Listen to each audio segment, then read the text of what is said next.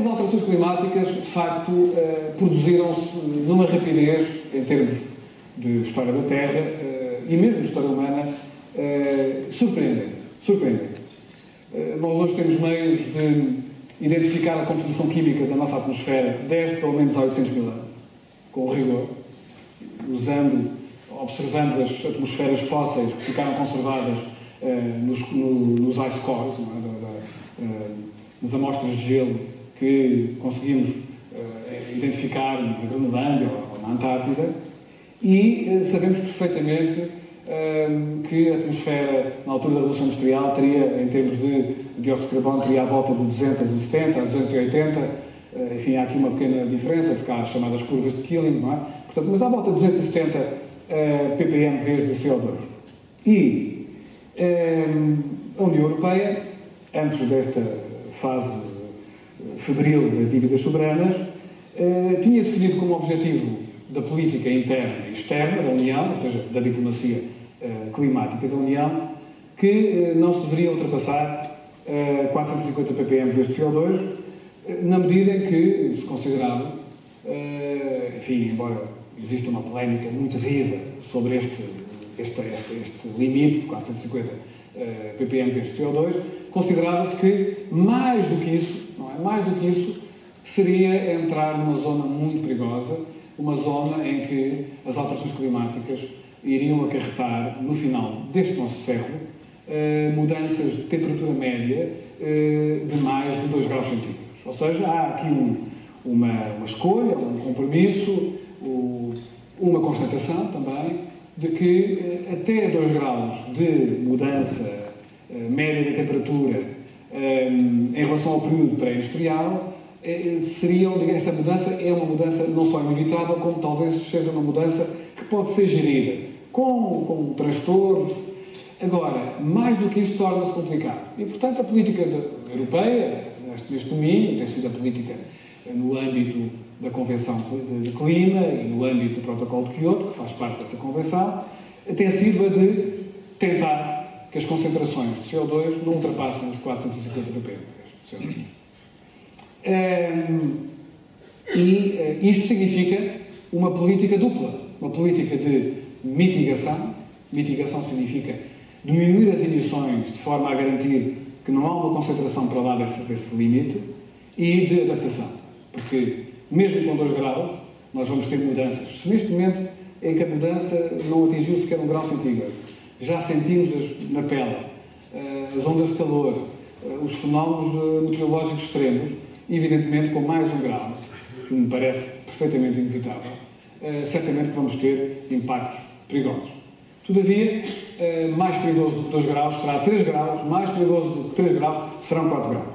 Esta é a lógica, digamos assim, da posição europeia, e a verdade é que essa lógica, de facto, não conseguiu proselitismo, não conseguiu convencer, de facto, o resto do mundo. Houve alguma esperança até Copenhague, a China, a Índia mostraram muita abertura em relação a esse objetivo, os Estados Unidos, com o novo presidente, o presidente Obama, também mudaram a sua política, mas as coisas correram mal e, de facto, em Copenhague, na COP15, em dezembro de 2009, as coisas falharam e, neste momento, nós estamos verdadeiramente à deriva em matéria de mitigação.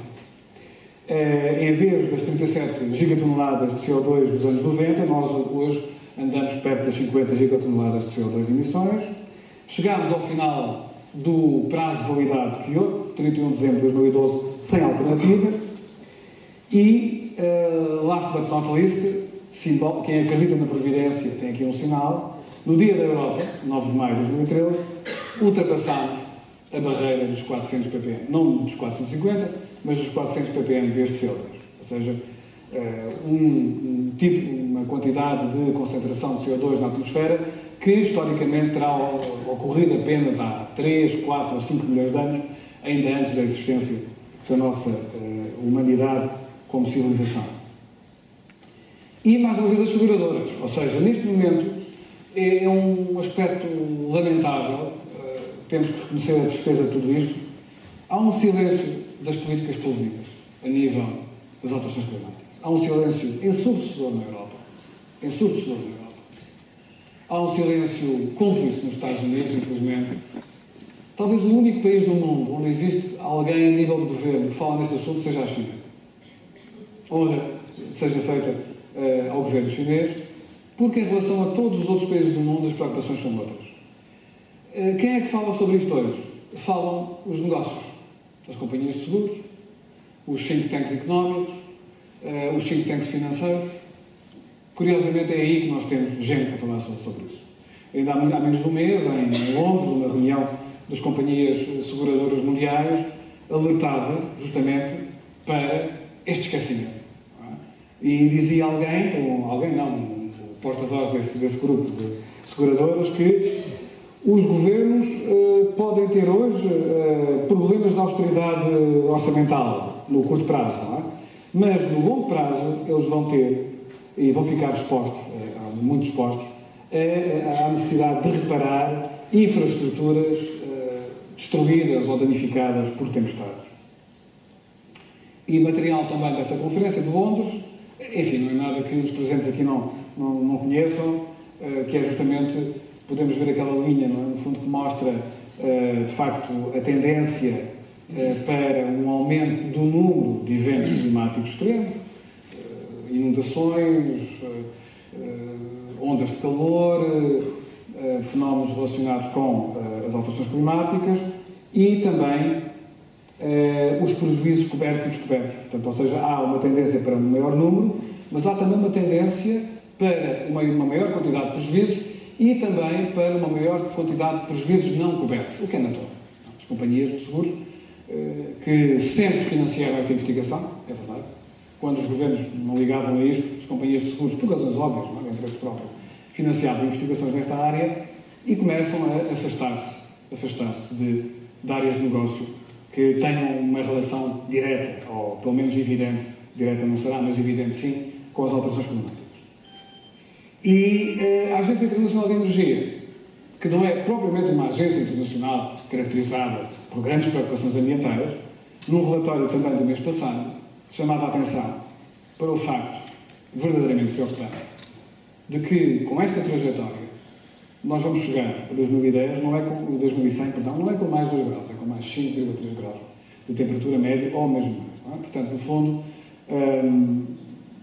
e também nesse estudo da Agência Internacional de Energia, o que nós vemos é, de facto, em relação ao ano anterior, a 2012, vemos que só na área das emissões de gases de efeito de estufa associadas à produção de energia, nós tivemos um crescimento de 1,4% das emissões em 2012.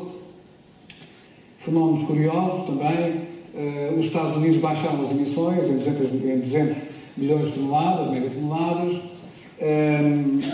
Curiosamente, o recurso do norte-americano a combustíveis fósseis não convencionais está a produzir, apesar de tudo, uma diminuição das emissões diretas nos Estados Unidos.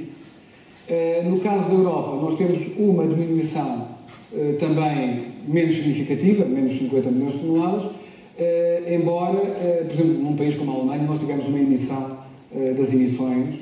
A China aumentou, mas aumentou menos. O Japão aumentou bastante, cerca de 60 milhões de toneladas. Alguns apontamentos que me parecem importantes. Os Estados Unidos apostaram numa estratégia de autonomia energética do ponto de vista da segurança de abastecimento. Ou seja, aquilo que, de facto, a administração Obama tem feito é, fundamentalmente, uma segurança de abastecimento. É, enfim, depender menos dos combustíveis fósseis de zonas instáveis, consideradas instáveis estrategicamente. E a questão das consequências globais, infelizmente, não tem estado muito na agenda americana. E reparem, por exemplo, que nós temos claramente uma mudança no perfil energético americano do carvão para o gás de xisto, que tem muito menos emissões, mas o carvão americano está a ser vendido na Europa a um preço de dumping.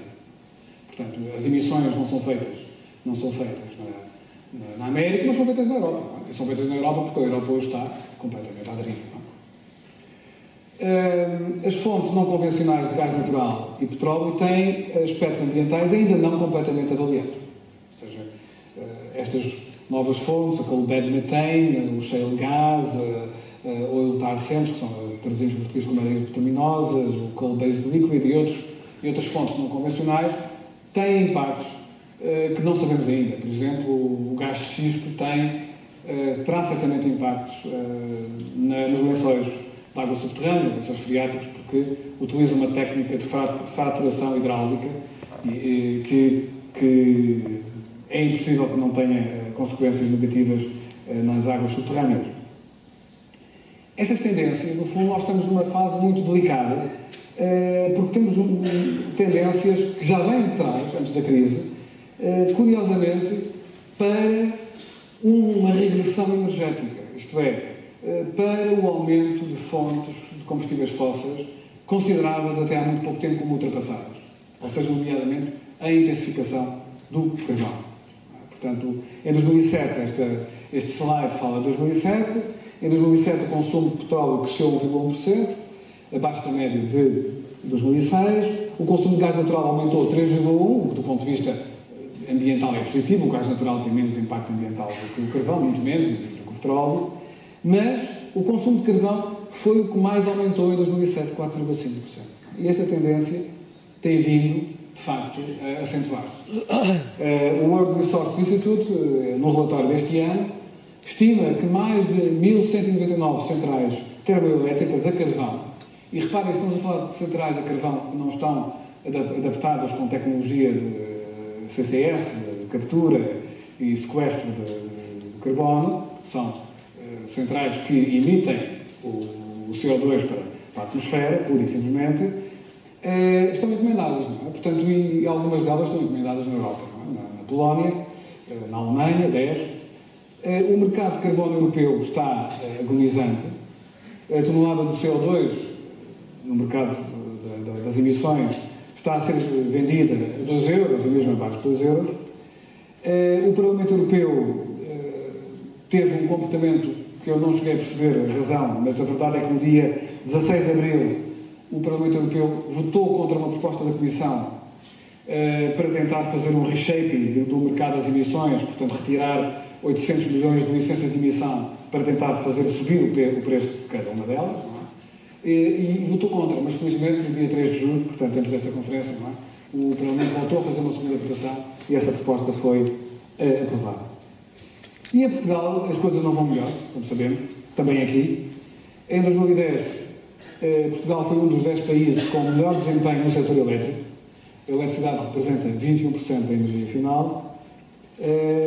Dessa eletricidade, 53% foi proveniente de recursos renováveis, as barragens, a água e o vento em especial.